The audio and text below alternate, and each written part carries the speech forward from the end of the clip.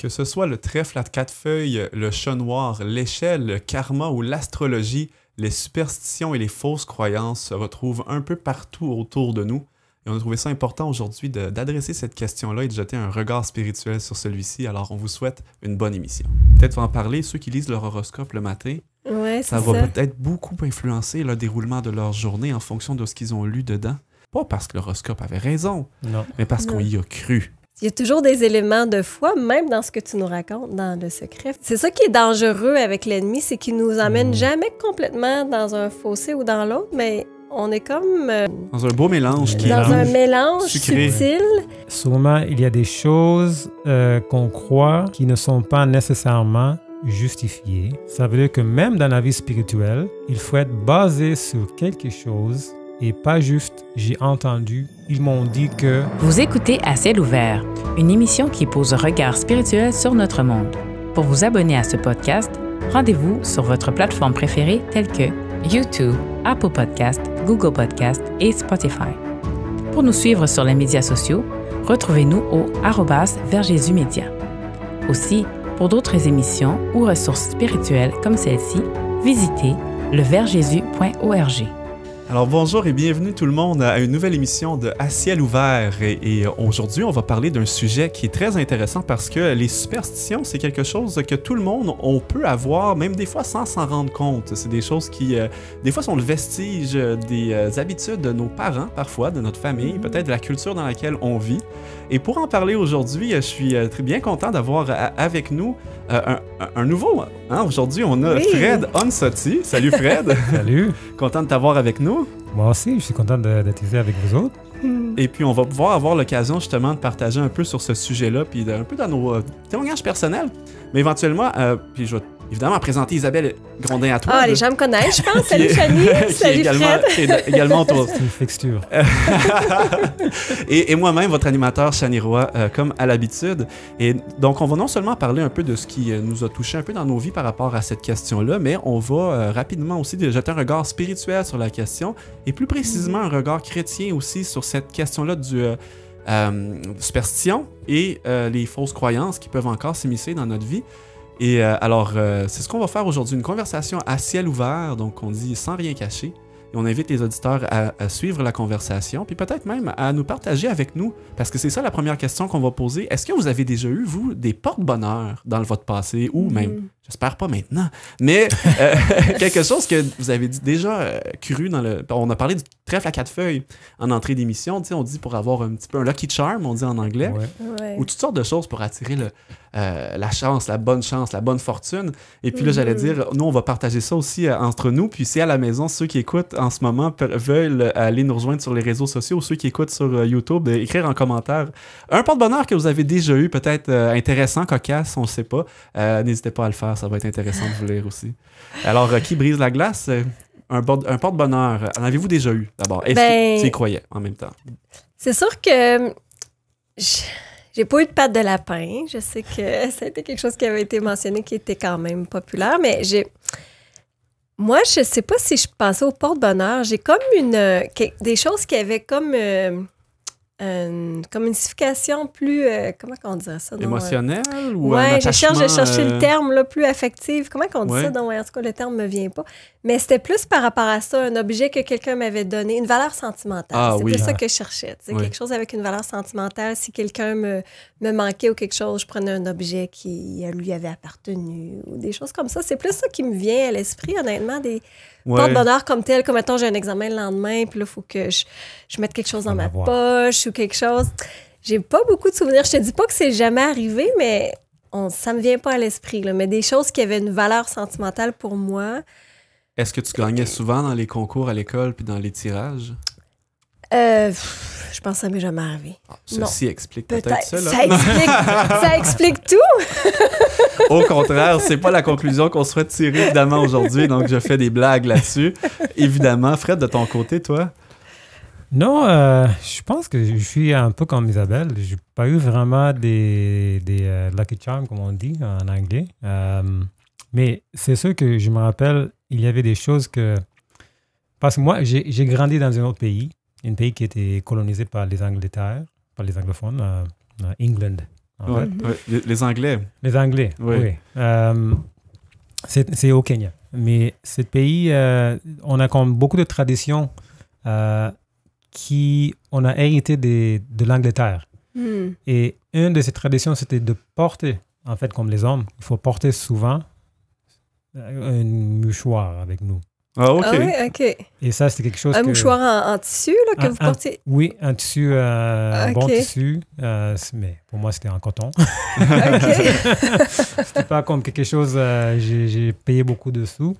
Mais c'était populaire. Et c'était quelque chose que j'ai porté souvent. Mais c'était comme... Aussi, si tu portes ça, tu es comme une vraie homme. Tu sentais comme une gentleman. OK. Ça revêtait comme une espèce d'importance au niveau de notre... je sais pas, notre rang ou de comment on se percevait. Oui, exact. Donc, si tu n'avais pas ça, tu étais un peu vu comme « Ah, OK, c'est correct. » Mais quand tu avais ça, tu es comme « Ah, OK, peut-être t'es comme un gentleman. » Mais j'ai porté ça souvent. Est-ce qu'il était à la vue des gens ou c'était vraiment dans ta poche? Tu sais, comme on voit les handkerchiefs en anglais quand tu portes un habit, tu sais, t'as comme le petit... mais c'était pas ça du tout. C'était vraiment quelque chose que tu avais dans ta poche. C'était caché, mais souvent, tu sais, peut-être tu le sortais pour... Essuyer une goutte de sueur sur le on va un petit peu show off un peu là, quand même. Oh, j'ai chaud. de soir, tu sais. Mais ça me servait quand même beaucoup de fois parce que quand j'étais malade, il fallait que je l'utilise. Il y a un côté utile aussi là, quand même dans ce cas-ci. Tandis que quand on parle on a dit patte de lapin, il n'y a pas vraiment d'utilité concrète là, à part de dire on essaye d'apporter la bonne de s'attirer la bonne fortune. Il y en a encore qui vont avoir des fois un fer à cheval accroché au-dessus de leur porte à l'entrée de la maison. Il y en a qui vont peut-être, quand ils échappent du sel, dire je sais pas pourquoi, mais en fait, il y en a qui vont dire il faut que j'envoie du sel par en arrière ensuite. Briser le sort.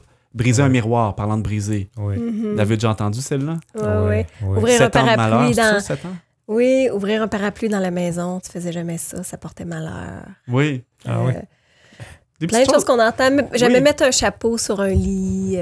Plein de choses comme ça. Je la connaissais pas, celle-là. Oui, je me suis rappelé ça en faisant justement des recherches. Puis je m'étais rappelé que c'est vrai, c'est parce que dans le temps, quand les gens mouraient, souvent les gens mouraient à la maison parce qu'elle est moins à l'hôpital. Puis quand les gens venaient visiter le mort, ils mettaient le chapeau sur le lit près du corps. Fait que c'est devenu comme si tu mets un chapeau sur un lit, ça veut dire qu'il va y avoir un mort pas très loin. Fait que tu fais pas ça parce que tu veux pas amener la mort dans ta maison. Mais là, toutes sortes de choses comme ça. Oui, c'est ça, mais c'est intéressant parce que là, justement, on rentre dans des croyances qui sont pas nécessairement dans le porte-bonheur ou dans attirer la fortune, mais plutôt dans une origine. Essayer de pas attirer les mauvaises choses, exactement. Oui. Puis je pense qu'il y a beaucoup de personnes aussi qui croient là-dedans. On parle du karma. C'est quelque chose que les gens aiment beaucoup faire référence. Même en ce moment, les gens vont parler de beaucoup de sur les vidéos sur Internet de instant karma. Tu sais, du karma.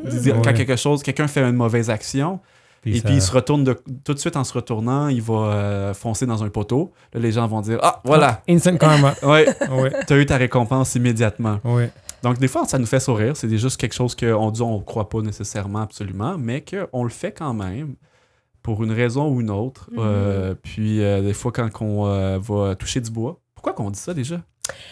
Écoute, c'est parce que c'est une chose que j'ai trouvée aujourd'hui même, justement, quand je regardais des fois les origines de certaines superstitions, c'est parce que ça a été... en fait, c'est encore une croyance que... il y a du divin dans la nature. Il y a du Dieu est partout. Puis le bois, c'est un élément de la nature qui se trouve vraiment beaucoup dans nos habitats. Proche de nous, c'est rare qu'on va rentrer un arbre ou un oiseau. Bon, on peut, mais le bois, ça représente la force, ça représente la stabilité, ça représente le divin. Fait que quand on dit qu'on touche du bois, c'est comme si on allait chercher... une sorte de force, une sorte de sécurité reliée à ça. Ouais. Ce que tu dis me fait penser un peu à tout ce qui est dans l'univers du New Age, du Nouvel Âge. Parce qu'il y a des fois un peu ce qu'on appelle des pierres énergétiques ou des bois qui ont des particularités un peu, non pas nécessairement au niveau de la santé, mais au niveau de les énergies. Ouais, un mot qui revient. Spirituel, peut-être. Ouais. C'est ça, qui touche le spirituel. Donc, on est dans le spirituel. Et j'aimerais peut-être même aller un peu plus loin par rapport à ça, puis je voudrais vous poser la question si vous avez, de près ou de loin, justement, parce que là, on a parlé de porte-bonheur, de quelque chose qui pouvait apporter la bonne fortune, c'était un peu plus léger et tout ça. Mais est-ce que de près ou de loin, que ce soit vous ou pas, ce genre de croyances-là sont venues vraiment pas s'imposer, mais prendre une bonne part de la place dans la vie de quelqu'un, que la personne soit chrétienne ou pas. OK? Puis on va y venir, mais si la personne elle est chrétienne, c'est encore plus intéressant de se poser la question. Puis on va clôturer avec ça peut-être plus tard, parce qu'on va... spoiler alert, là, pour ceux qui sont dans l'écoute et qui veulent savoir ce qu'on va parler à la fin pour rester jusqu'à la fin, on va se poser la question, est-ce que c'est anodin pour un chrétien d'avoir des superstitions, même si on a accepté Jésus dans notre vie, qu'on est croyant en Dieu? Est-ce que c'est anodin quand même de garder certaines superstitions comme celle-là ou d'autres croyances? Ou est-ce que plutôt c'est peut-être un danger? Alors on va aller là vers la fin, mais là on va peut-être plus partager dans nos expériences personnelles, dans nos témoignages autour de nous. Je ne sais pas si Fred, tu avais quelque chose... Oui, écoute, moi, je connais quelques superstitions ou quelque chose. J'ai vécu quand j'étais jeune, où je connaissais du monde proche de moi qui ont vécu des expériences comme ça. Je me rappelle, il y avait une monsieur qui était mort dans mon pays d'origine, et sa femme, dans la tradition, était obligée, pendant quelques jours après le mort, ou je peux dire après la cérémonie, de rester tout proche du corps, en fait, le corps de cette monsieur qui était mort. Et il fallut qu'elle reste là pour des raisons traditionnelles, en fait. Mais aussi pour des raisons, on peut dire, il ne faut pas dire spirituelles, mais c'était vu comme si elle ne reste pas proche du corps de cette monsieur-là qui était mort. En fait, c'était comme un manque de respect envers lui, et elle va apporter des malédictions à elle et aussi à sa famille. Et c'était quand même intéressant parce que cette madame, c'est une madame qui est chrétienne, et elle comprenait des choses dans la Bible, mais pour une raison ou une autre, elle avait décidé de continuer. Et je crois peut-être aussi, il y avait peut-être aussi comme beaucoup de pression, c'est traditionnel. Il faut faire ça, même si tu dis, mais non, dans la Bible, ça ne parle pas des choses comme ça. Mais il faut le faire parce que c'est la tradition. Mais c'est important que tu soulèves le point d'une certaine pression, des fois. Parce qu'on peut parfois faire encore maintenir ce genre de croyance-là, un peu parce qu'on se sent pris entre l'arbre et l'écorce de notre croyance personnelle, puis de ce que la famille a toujours fait. Tradition.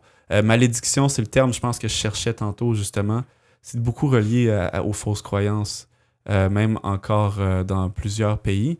Ma femme, les gens, ils l'ont déjà entendu ici à l'émission. Dans le fond, elle vient d'Haïti, et puis il y a beaucoup de croyances encore qui mélangent des croyances spirituelles qui ne sont pas compatibles avec le christianisme, mais qui perdurent dans certaines familles. Pas toutes les familles, mais certaines familles. Oui, donc c'est ça.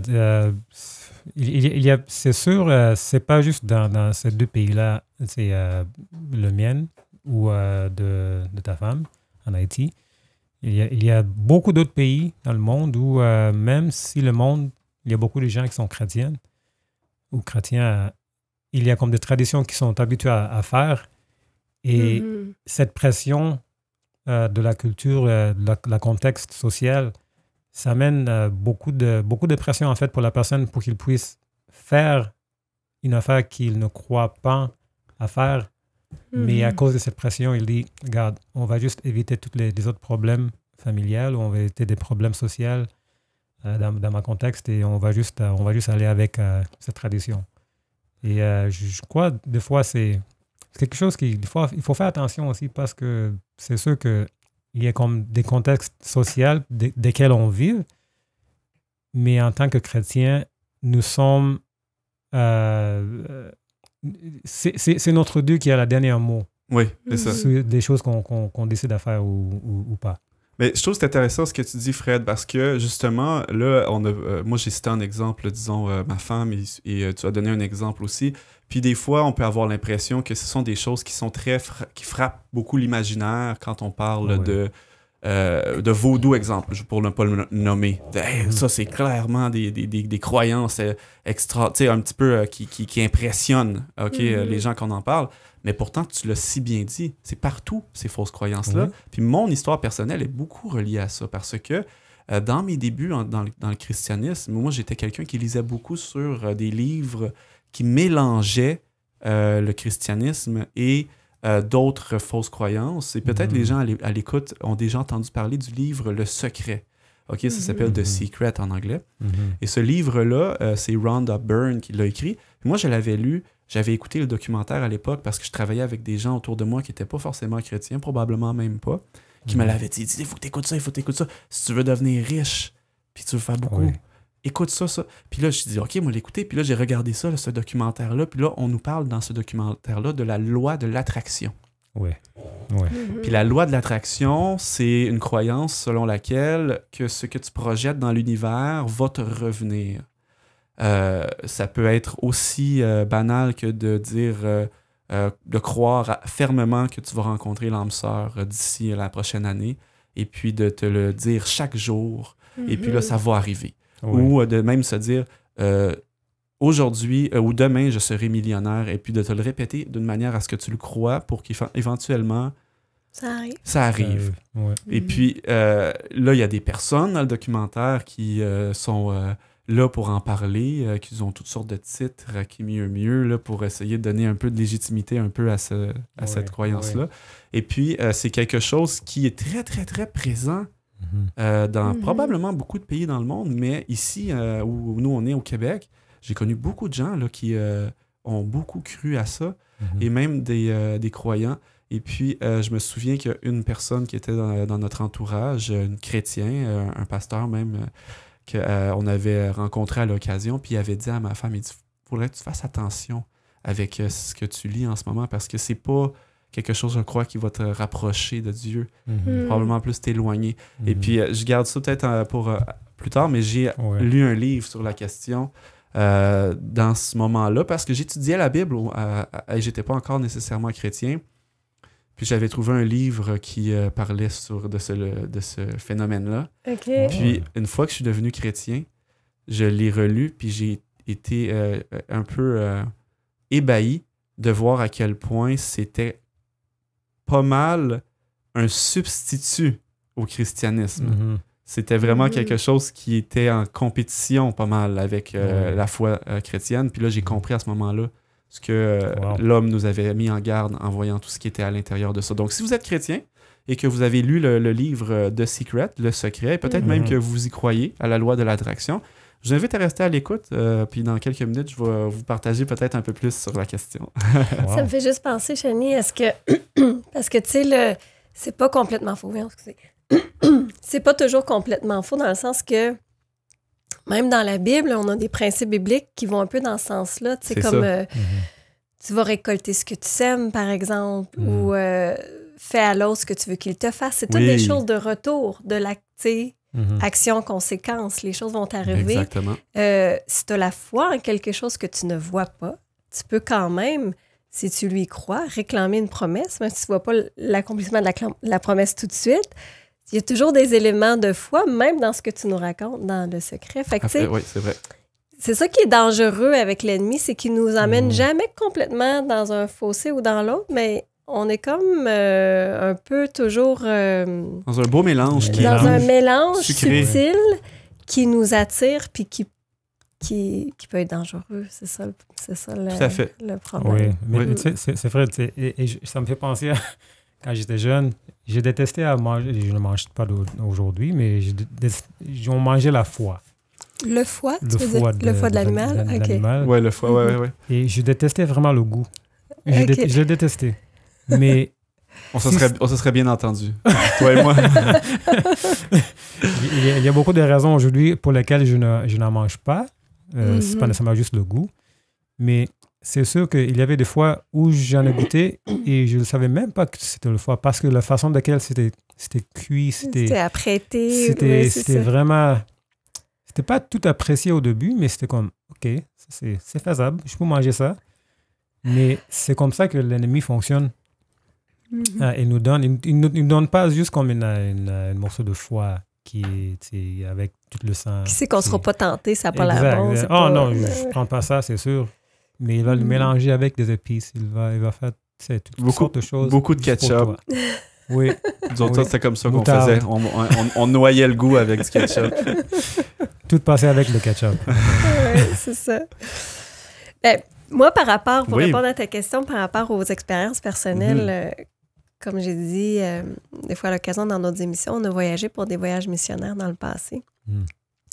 Puis, particulièrement aux Philippines, je me souviens d'une croyance qui était vraiment, vraiment difficile même à pratiquer parce que moi, j'étais une missionnaire médicale. Donc, j'allais apporter des traitements. Puis, on travaillait beaucoup avec l'hydrothérapie parce que c'est quelque chose qui n'est pas cher, qui est disponible partout, qui n'est pas dangereux, ça n'a pas d'effet secondaire, tout ça. Il faut quand même pratiquer une certaine sagesse quand on fait ça. Mais en tout cas, c'était quelque chose qui apportait beaucoup de soulagement aux gens. Mais puis, aux Philippines, comme dans plusieurs pays au-dessous de l'équateur, il fait clair juste de 6 h le matin à 6 h le soir. Oui. Fait que nous, on n'est pas habitués ici au Québec. Quand il fait chaud, il fait noir à 9 h. 10 h des fois. Mais là-bas, à 6 h, il fait noir. Là. Puis souvent, on se promenait dans les villages pour aller apporter du soulagement, tout ça, mais le coucher du soleil venait très tôt, à 6 h. Puis après 6 h, ou à toutes les fois qu'il fait noir aux Philippines, en tout cas sur l'île particulièrement où on était, c'était une superstition, une croyance que si on allait se doucher, si on se lavait, si on utilisait l'eau, on allait être malade automatiquement. OK. Parce que le soleil était couché. Oui. OK. Puis j'ai demandé à plusieurs personnes, mais comment est-ce que vous expliquez ça? Puis il dit, on sait pas, c'est comme ça. C'est ça qui est ça. Une fois qu'il fait noir, on peut pas se doucher, on peut pas... Puis c'était comme... c'était pas pratique, là. On se disait, mais voyons, on essayait de trouver le fondement de ça, de raisonner avec ces gens-là, mais c'était carrément impossible, là. Tu pouvais pas aller traiter quelqu'un avec de l'eau après la noirceur, parce que c'est sûr qu'il va être encore plus malade, là. Même si le traitement fonctionne, dans leur tête, comme tu dis, il y a un blocage qu'ils peuvent pas laisser faire ça, tu sais. Puis juste d'autres chose plus anodine, peut-être au Honduras, un peu plus tard. À ce moment-là, là, on avait des enfants, puis Caleb aimait beaucoup les crapauds. Puis il y avait des gros crapauds, puis il attrapait des crapauds. Mais à toutes les fois qu'il y avait une personne du Honduras qui voyait ça, lâche-le, ça va te porter malheur, tu sais, ou n'importe quel insecte. Il y avait énormément de dispersion, puis c'était tous des chrétiens, là. C'était tous des gens qui... Puis on disait, oui, mais des crapauds, on en a chez nous, ça fait rien. Mais ils disaient, non, ici, touche pas. Oui, c'est ça. C'est ancré beaucoup c'est là, vraiment, dans nos croyances. Fait que c'est ça. Moi, ça a été... Puis même, on en parle des fois, le vendredi 13, c'est prouvé même qu'il y a plus d'accidents de voiture ou plus d'accidents de la route le vendredi 13. Mais ils disent que ça n'a pas rapport avec le fait que c'est vendredi 13, mais c'est parce que les gens... Plusieurs d'entre eux, ils disaient comme 60% des femmes éprouvaient un stress au volant le vendredi 13. Ce qui devait faire en sorte que... Ce qui faisait en sorte que, ben là, ils étaient plus stressés, fait qu'il y avait plus d'accrochage, plus de... Mais tu sais, c'est comme bizarre, ou des gens qui vont dire, ben moi, je sortirai pas de chez moi vendredi 13 en cas qu'il m'arrive quelque chose. Ça devient comme handicapant, ces choses-là. Puis c'est ça qui est dommage, c'est l'ignorance de... Puis je ne veux pas porter de jugement sur personne. Chacun, même, on peut avoir des croyances qui sont fausses ou des superstitions qui, en s'arrêtant, on peut se dire « Wow, mais ça m'handicape. » Exactement, c'est un bon terme que tu utilises là. Parce que ça bloque certaines choses qui, quand tu t'arrêtes, sont vraiment farfelues dans le fond. Tu sais. Oui, puis même que ces fausses croyances-là, parfois, peuvent nous influencer dans notre quotidien. Ceux qui, on va y venir peut-être au prochain bloc, peut-être en parler, ceux qui lisent leur horoscope le matin. Ouais, ça va peut-être beaucoup influencer le déroulement de leur journée en fonction de ce qu'ils ont lu dedans. Puis là, ça va peut-être être encore une fois handicapant ou ça va peut-être même provoquer des choses qui vont arriver, pas parce que l'horoscope avait raison, mais parce qu'on y a cru. C'est une nuance importante. Peut-être avant de rentrer dans le segment, justement, est-ce qu'il y a un danger pour le chrétien? On pourrait peut-être expliquer aux auditeurs, OK, c'est quoi un peu, on se base, quand on parle superstition, on parle fausse croyance, on parle de quoi en réalité? Qu'est-ce que ça signifie en gros? Oui, donc j'avais fait un peu de recherche, pas grosse recherche, mais juste dictionnaire. C'est un bon départ. Oui, je n'étais pas allé aux bibliothèques pour savoir ça. On a toute la bibliothèque direct ici, à cette heure. Dans nos jours, oui, avec des iPads, des téléphones. Mais il y a beaucoup d'explications pour essayer de comprendre c'est quoi des superstitions. Mais on voit qu'une des définitions données, c'est préjugés et pratiques des gens superstitieux. Donc, on voit ici que c'est des pratiques des gens qui sont déjà un peu... ils cherchent souvent à croire des choses qui ne sont pas nécessairement basées sur une autre... oui, c'est ça. Il y a la notion de croyance qui est déjà là, si on veut. Oui. Et moi, je trouvais un peu de problème avec ça parce que je voyais comme... C'est comme il commençait avec l'hypothèse que la religion, c'est la superstition, dans un certain sens.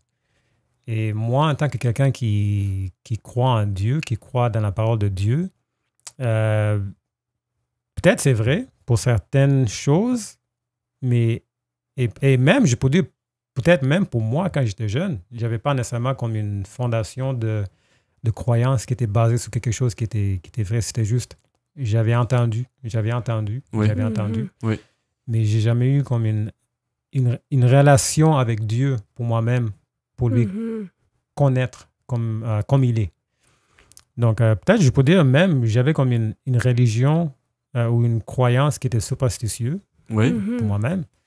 Et ça, c'est quelque chose, je crois peut-être, c'est pas facile à entendre pour beaucoup de gens, mais il y a quand même beaucoup de nous qui croient juste parce que on était élevés dans cette religion ou une autre religion, christianisme ou quoi que ce soit, jainisme ou quoi que ce soit. Et il faut vraiment comprendre pour nous-mêmes. C'est ça, puis la relation est au centre, parce que comme tu viens de le mentionner, il y en a pour qui la religion va devenir une espèce de habitude pour se sentir comme j'ai fait ce qu'il faut, je devrais être correct. Comme un porte-bonheur. Quasiment comme un porte-bonheur. Oui. On peut penser à parfois j'ai pas récité mon chapelet. Oui. Ou mettre un chapelet dans la voiture juste pour que ça me protège au lieu d'exprimer une prière, dire Seigneur, protège-moi. Juste le chapelet, ça fait la job. Puis, c'est ce qui vient dénaturer la relation qui devrait être, dans le fond, l'élément central. C'est là où, quand tu as dit le mot relation, j'ai vu tout de suite ce lien-là, justement. Oui, parce qu'avec une relation, quand il y a quelque chose de relationnel, il faut avoir vraiment des raisons pour lesquelles j'aime mes enfants parce que c'est mes enfants. J'ai pas nécessairement vraiment j'ai pas besoin de beaucoup de raisons pour les aimer. C'est mes enfants. C'est tes enfants. Là, ça suffit comme raison. Et ça suffit. J'espère que ça suffit comme raison. Mais aussi pour engager dans une business avec quelqu'un d'autre. Peut-être pour travailler pour un employeur, c'est un employeur qui a certaines philosophies. Il faut savoir pourquoi qu'il croit comme il croit. Est-ce que ça fonctionne avec ma philosophie de la vie aussi? Ou est-ce que c'est juste pour gagner de l'argent? OK? Donc ça, c'est le premier point. C'était préjugés et pratiques des gens superstitieux. Mais le deuxième point, définition que je voyais, c'était attachement exclusif, exagéré ou non justifié à quelque chose. Non justifié, intéressant. Non justifié. Et je crois qu'on a déjà touché un peu sur cet aspect-là. Oui. Mais sûrement, il y a des choses qu'on croit qui ne sont pas nécessairement justifiées ou basées sur des choses qui sont justifiées. Et à ça, je dis même dans la vie spirituelle et autres. Et quand j'ai lu ça, j'étais comme, ça veut dire que même dans la vie spirituelle, il faut être basé sur quelque chose et pas juste j'ai entendu ou ils m'ont dit que ou j'étais enseigné que ou je pense que. Je pense que. Souvent, on entend ça. Je pense que. On peut se trouver qu'on fait des choses qui sont juste faites parce que des choses ont toujours été faites comme ça. Pas nécessairement parce qu'elles sont basées sur quelque chose de réel, quelque chose qui est justifié. Et voilà. Et j'ai eu une citation d'une philosophe qui s'appelle Denis Diderot, qui dit que, je trouvais ça très, très intéressant, la superstition, et je sais, Shani a tout aimé ça, la superstition est plus injurieuse à Dieu que l'athéisme. Wow. Ben, je peux comprendre, parce que c'est quasiment comme si on remplace Dieu par parfois un objet ou une action banale. C'est ce que j'allais dire. La Bible nous enseigne que l'occultisme, c'est une abomination à l'Éternel. Puis souvent, ces superstitions-là sortent clairement de l'occultisme, de l'occulte, du spiritisme. C'est ça. Fait que c'est intéressant que je l'aurais pas vu de cette façon-là, mais c'est bien. Oui, et en plus, tu sais, je ne connais pas Denis Diderot non plus. Je ne sais pas c'est quoi les autres choses qu'il avait écrites. Je ne sais pas si je vais être en accord avec lui pour toutes choses. Mais cette phrase-là, ça m'a frappé beaucoup parce que ça me dit que même en tant que chrétien, il faut que je fasse attention parce que il y a bien des choses qu'on peut faire qu'on ne connaît pas pourquoi qu'on fait en tant que chrétien. Et nous sommes en train de... perpétuer quelque chose ou... Oui, perpétuer quelque chose, mais aussi nous sommes en train de donner comme une fausse image de Dieu aux autres gens. Et on fait beaucoup de dommages, en fait, à Dieu, plus que même l'athéisme. Parce que l'athéisme, il dit que je ne crois pas en Dieu, point. Mais quelqu'un qui est chrétien, qui fait des choses superstitieuses... Qui porte le nom de Dieu, dans le fond. Qui porte le nom de Dieu, l'image de Dieu, le caractère de Dieu, mais qui fait des choses qui sont superstitieuses, il donne une fausse image de Dieu aux autres gens. Et ça, c'est vraiment dangereux. Tu as mentionné justement le caractère impersonnel que ces traditions-là ou ces superstitions-là pouvaient prendre, qui se prend la place de la relation qu'on peut avoir avec Dieu. Puis je pense que dans le secret, c'est quelque chose qui, si je peux me permettre de justement brancher un peu cet aspect-là, j'ai trouvé quelque chose, parce que là, quand je l'ai relu la deuxième fois après avoir fait les études bibliques, là, j'ai vu des liens qui étaient, comme je vous l'avais dit, très intéressants. Il dit... La seule différence entre le verset biblique de Marc 11, 24 qui nous dit « Tout ce que vous demanderez en priant, croyez que vous l'avez reçu et cela vous sera accordé. » La seule différence, c'est du secret réside dans le fait que l'auteur ne mentionne pas la prière. Au lieu de cela, l'auteur tente plutôt de convaincre le lecteur qu'il est le maître de l'univers. Il lui suffit de formuler ses ordres pour qu'il soit automatiquement exaucé. Donc, pour l'auteur, l'être divin des religions devient donc un serviteur impersonnel. C'est pour beaucoup de gens, le meilleur des deux mondes. Oui. Tout à fait. J'ai les promesses bibliques, mais j'ai pas besoin de Dieu. Ouais. Ce qui est en soi un gros signe. Comment on dit ça, là? Une lumière rouge, là. C'est un red flag. C'est comme un grand signe d'avertissement si on est chrétien. Si tu remplaces la relation que tu as avec Dieu par quelque chose d'autre qui semble t'amener la même promesse, t'es en danger, là.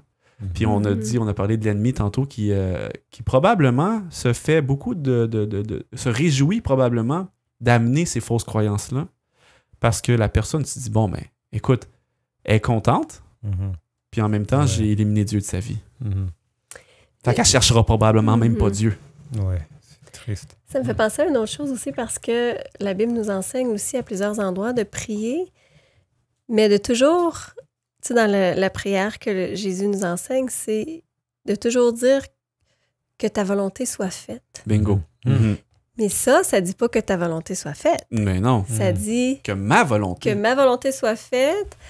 Et ça fait toute la différence parce qu'on peut prier pour certaines choses, mais ultimement, on dit, moi, Seigneur, dans mes yeux humains, j'aimerais que tu guérisses cette personne, j'aimerais que tu amènes mon enfant à te connaître, j'aimerais que tu... Tu sais, toutes les prières qu'on peut faire qui sont bonnes, mais ultimement, on dit que ta volonté soit faite. Donc, c'est ça aussi qu'on m'a dit, de ne pas se prendre pour Dieu, dans le fond. Oui. Pas vouloir à tout prix que les choses soient faites à notre façon, mais d'avoir comme une espèce d'abandon aussi. C'est pas un contrôle de l'univers, mais c'est plutôt un abandon envers la sagesse divine. Ou c'est ça, voyons. En tout cas, le dessein divin. Oui, la volonté de Dieu, ce qu'il avait prévu pour nous au départ. Il y a beaucoup d'autres choses que peut-être j'aimerais mentionner par rapport à ce livre, mais il y a une chose est sûre, c'est qu'on veut remplacer la relation de Dieu pour nous amener simplement à « je demande, je reçois », et puis c'est moi qui est au centre. C'est moi qui est au centre de tout ça. Se suffire à nous-mêmes, dans le fond. Oui. Et là où il y avait encore plus quelque chose d'extraordinaire...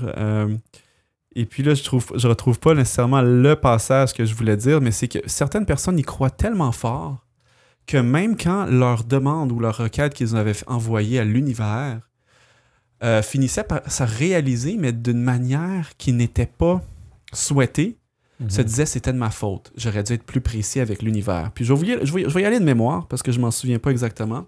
Je donne un exemple. Une personne qui disait « Moi, j'aimerais savoir 50 000 $. Je veux à 50 000 $, se lever le matin... Univers, je veux 50 000 $. Et puis, à un moment donné, sa tante, elle meurt dans un accident de voiture et la personne hérite de 50 000 $. Et là, la personne, elle se dit « Ah non, j'aurais dû être plus précis. J'aurais dû dire « Je veux 50 000 $, mais que personne dans mon entourage se fasse blesser pour l'avoir. » Et puis, là, le livre qui parle, c'est comme quelqu'un qui fait une enquête sur ce livre-là, il dit, puis c'est pas un chrétien, il dit, mais quelle sorte d'univers sordide s'amuserait à mal interpréter les demandes des gens pour lui donner ce qu'il veut, mais de cette manière-là. Puis moi, j'étais comme, moi, je le sais qui. Je le sais, puis c'est pas un univers, c'est l'ennemi de Dieu. Probablement qui est mort de rire, parce que non seulement la personne croit dans quelque chose qui n'est absolument pas ce que Dieu nous a parlé, nous a promis, nous a même invité à croire du tout, au contraire, mais qu'en plus de ça, hey, je n'ai éliminé une en même temps. Puis elle continue d'y croire. Il y avait même une autre histoire, puis là je vais arrêter de donner ces histoires, mais une autre histoire que la personne disait aussi qu'il voulait un montant d'argent. Elle disait des fois, hey, je serais prête à perdre un bras pour avoir cet argent-là. La personne a pris un accident de voiture, elle a perdu un bras, puis elle a eu le montant qu'elle voulait. Puis c'est encore relié à ça, de dire « Ah, ça a fonctionné. » Tu sais? Non, là, il y a quelque chose qui se passe, peut-être, mais si c'est d'ordre spirituel, c'est pas Dieu. C'est pas Dieu, puis on peut en être sûr. Donc ça, c'est clairement quelque chose qui est très dangereux pour le chrétien. Écoute, je finis avec ce dernier passage-là aussi. Hey, moi, vous le lire au complet, gang. Okay? On va être suivre un grand plaisir. Avez-vous du temps? On va faire une émission longue. Il dit, le livre Le Secret est sans doute devenu la Bible de notre ère, centrée sur l'individu. Dans une centaine d'années, quand les sociologues voudront présenter à leurs élèves un portrait plus vrai que vrai de notre société, ils leur suggéreront de lire ce livre, emblème de notre temps, où le moi est érigé en veau d'or moderne et où l'inculture est une vertu. Ça a aucune... C'est pas un chrétien qui écrit ça? Aucunement. Lui, il fait des parallèles comme ça. Veau d'or, puis... Je sais pas, puis moi, je lisais ça, puis j'ai dit, hey, c'est fou raide, parce que c'est mon expression fou raide revient souvent dans l'émission. Ceux qui sont pas familiers avec le québécois, les Québécois là, vont l'apprendre, ils vont finir par la connaître. C'est ça. Moi aussi, là, étant chrétien, je lisais ça, je dis ah wow, ok, ça c'est le veau d'or là. Ben le secret là, tu sais, peu importe. C'est ce qu'on parle depuis le début finalement, là, de remplacer par une superstition, une fausse croyance. Dieu et les promesses. Et tu sais, il y avait aussi une autre, parce qu'on parlait des faux croyances et la superstition, il y a aussi un autre philosophe qui écrit ça. Il dit que l'ignorance et la superstition ont toujours un rapport étroit et même mathématique entre elles. Parce que moi, avant de même lire ça, je croyais fortement que c'est sûr que les superstitions sont liées avec l'ignorance, mais je ne l'avais pas pensé à ce niveau, même mathématique. Je ne sais pas si c'est comment il peut prouver ça. C'est sûr qu'il doit être mathématicien. Mais c'est quand même quelque chose qui est vrai, parce qu'on parlait de l'ignorance tantôt au début. Et l'ignorance, c'est juste une marque de connaissance. Mm-hmm. C'est juste ça. Et souvent, on fait des choses parce que nous avons comme une marque de connaissance. Mm-hmm. On se fait dire depuis des générations et des générations que quelque chose existe ou quelque chose fasse une telle chose. Et par exemple, j'ai eu une personne qui était proche de ma famille, avec qui on passait un peu de temps, et elle croyait fortement dans le malheur que les perce-oreilles amènent aux gens. Je ne sais pas si vous connaissez c'est quoi des perce-oreilles. Je sais c'est quoi un perce-oreille. Oui, moi aussi, je sais. Mais je ne savais pas qu'il y avait quelque chose de relié à ça. Donc, supposément relié à ça. Je vais juste te dire ce que moi j'ai entendu. Je vais voir si ça marche. Moi, j'ai entendu que ça s'appelait un perce-oreille parce que ça peut rentrer dans ton oreille puis manger ton tympan. C'est exactement ça.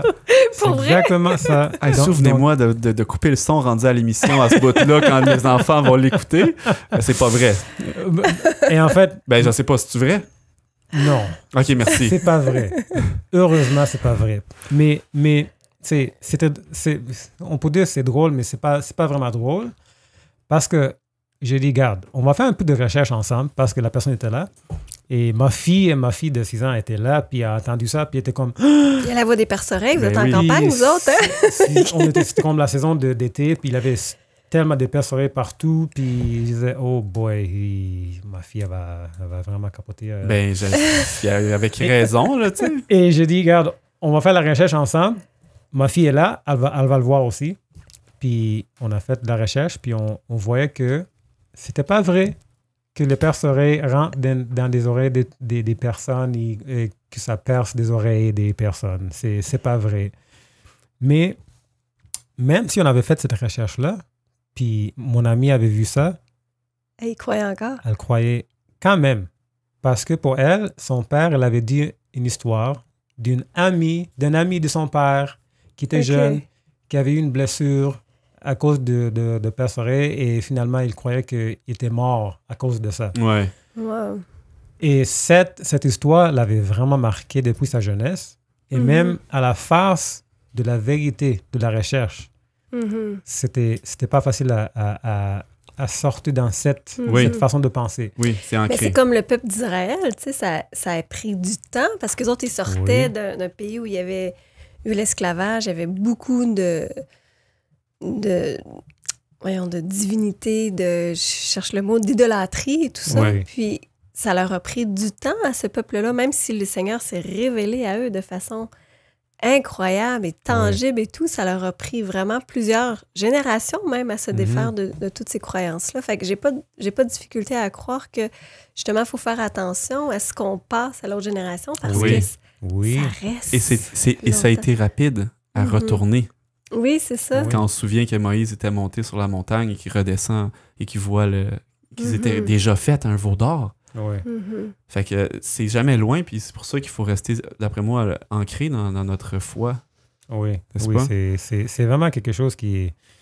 et je crois que peut-être, en tant que parent, je porte un peu plus d'attention aujourd'hui avec mes enfants parce que je réalise cette réalité que des histoires, des fausses histoires, même des petites blagues qu'on fait des fois, des choses qui ne sont pas nécessairement la vérité. Un enfant, ça retient toutes ces informations et elle va grandir avec ces informations. Elle va penser que c'était vrai tout le long. Elle va arriver à 30 ans, puis elle va faire une recherche. Elle va savoir que c'était fausse, mais elle ne peut pas tourner ailleurs parce que c'est déjà comme ancré dans elle. Et c'est pas pour dire qu'il y a des choses qui sont impossibles à changer, c'est pas pour dire ça, mais c'est juste pour dire que une vérité apprise à la jeunesse, ça peut avoir des répercussions plus longtemps qu'on pense.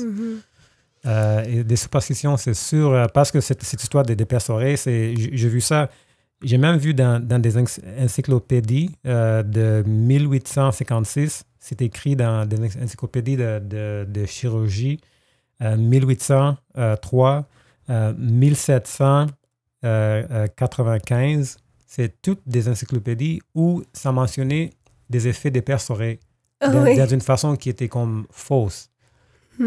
Ça veut dire que c'est quelque chose qui était depuis longtemps. C'est ce que j'aimerais peut-être dire, puis là, on se dirige déjà vers la fin. Ça passe vite, hein? Quand oui. Ça passe vraiment vite. Oui. Quand on s'amuse. Quand on s'amuse, on peut voir dans la parole de Dieu quand même, il y a des fois où le Seigneur demande de faire certains gestes, certains symboles. Mais il y a toujours une raison puis une explication. Quand on parle, par exemple, de mettre du sang par-dessus la maison parce que l'ange va passer pour tuer les premiers-nés, c'est un bon exemple. C'était pas une superstition. C'était parce que, non seulement c'était pour que l'ange reconnaisse les maisons qui étaient celles des Israélites et ceux qui n'étaient pas des Israélites, puis c'était un symbole aussi. Des Hébreux, en fait, j'aurais dû dire. Des Hébreux, effectivement. Puis c'était aussi un symbole qui était du sang qui allait être versé à venir, qui allait nous sauver de Jésus à la croix. Et tu sais, c'est vraiment une explication. Puis je pense qu'en tant que chrétien, si je peux me permettre une suggestion aux auditeurs, c'est d'avoir le même réflexe que tu as eu avec ta fille pour dire, on va aller vérifier si c'est vrai ça, les perce-oreilles. Puis on va aller chercher la réponse. Et puis, en tant que chrétien, on peut faire la même chose dans la parole de Dieu. Mais pourquoi est-ce que Dieu dit ça? Voyons, Dieu a une raison. Allez chercher. Et puis là, c'est parfait parce que la Bible s'auto-interprète. Oui, on peut rester dedans. On n'a même pas besoin d'aller dans le dictionnaire pour celle-là. Non. À part peut-être si on ne comprend pas un mot. Concordance, des fois, ça peut aider. Concordance, ça peut aider. Trouver plus rapidement. Oui. N'est-ce pas? Quelque chose que vous aimeriez mentionner avant qu'on se dirige vers une courte méditation avec les auditeurs? Moi, je pense que j'ai tout dit de ce qui m'était venu à l'idée par rapport au sujet, aux superstitions. Moi, je voulais juste mentionner quelque chose, quelques affaires. Je cherchais pourquoi sont-ils aussi puissants, sont-ils aussi utilisés, des superstitions, des fausses croyances. Il y avait comme une petite liste que quelqu'un avait sortie. Avouait que ça encourage un bon comportement dans une culture, une famille, une société. Donc souvent, on pousse ces superstitions aux fausses croyances parce qu'on va voir comme un comportement, on va voir comme un résultat, vite. Ou même à long terme aussi.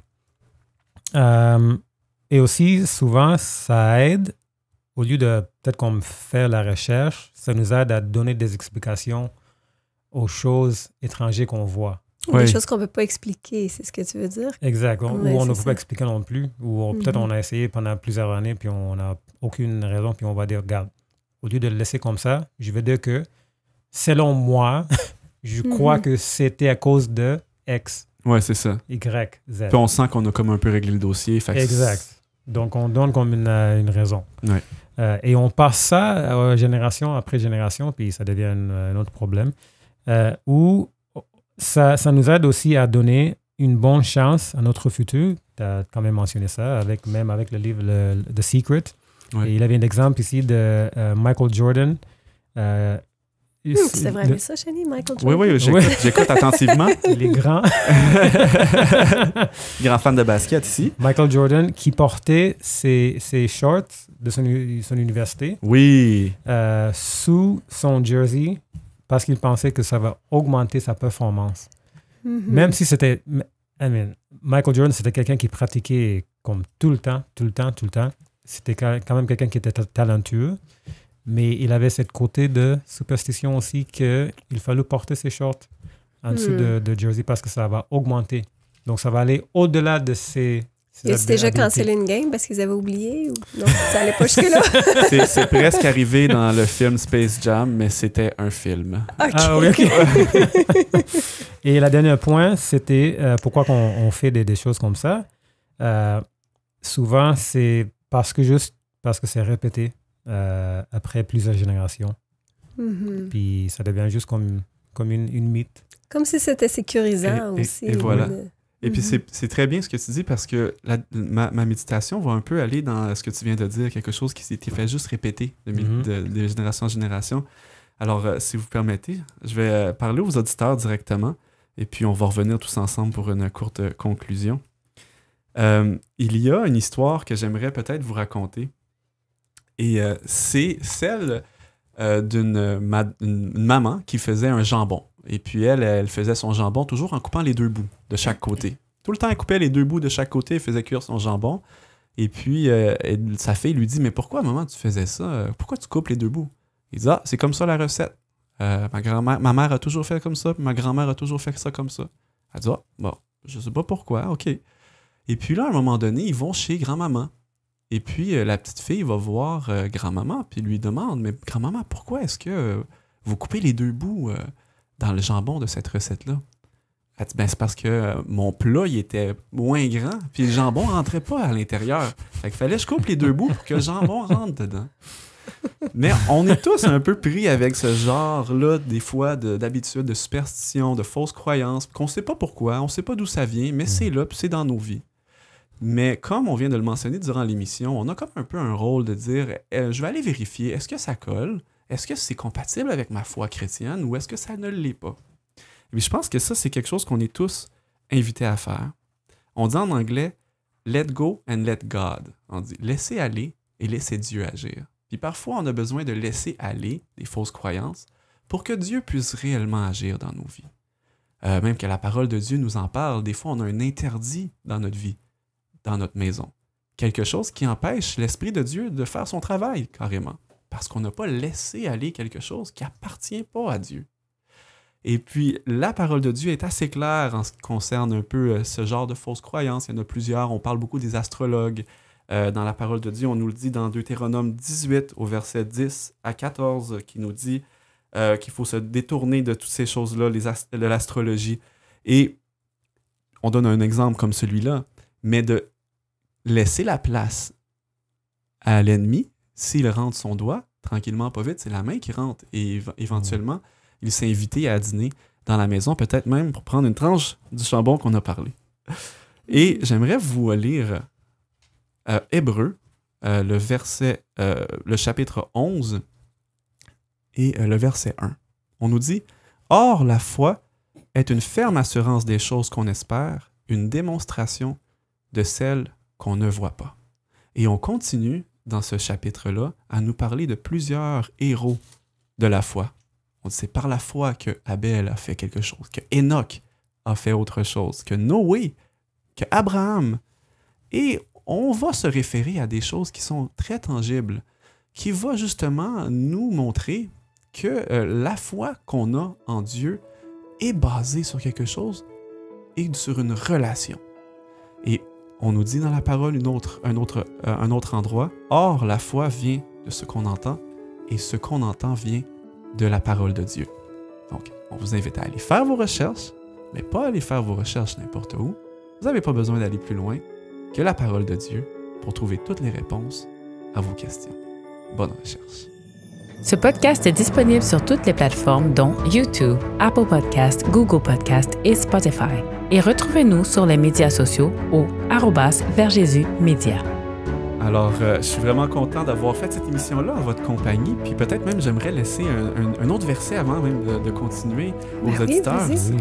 Dans Jérémie 29, au verset 13, le Seigneur nous dit « Vous me chercherez et vous me trouverez si vous me cherchez de tout votre cœur. » Alors, c'est vraiment quelque chose qu'on invite, n'est-ce pas, les auditeurs à faire? Tout à fait. Oui. Et Fred, merci beaucoup de ta présence. Oui. Merci pour m'avoir invité. C'était vraiment le fun avec vous autres. Oui, mesdames et messieurs, c'était Fred Onsotti. On espère que tu seras de retour avec nous, peut-être pour une prochaine fois. Merci encore. Merci. Isabelle, pareillement. Toujours agréable. Un plaisir. Oui. Oui, merci beaucoup, beaucoup, beaucoup. Et quant à vous, chers auditeurs, on espère que ça vous a peut-être éclairé, que vous avez passé un bon moment en notre compagnie. Et on vous rappelle, comme toujours, vous pouvez nous retrouver sur Internet, les réseaux sociaux, au @VersJésusMédia.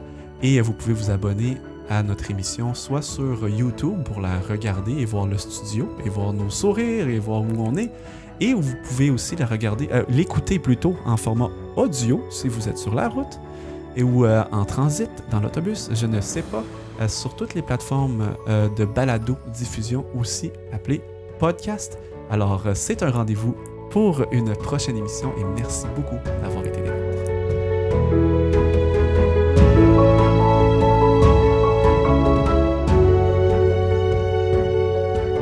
Vous écoutiez À ciel ouvert, une production de Vers Jésus. Pour d'autres émissions ou ressources spirituelles comme celle-ci, visitez leversjésus.org.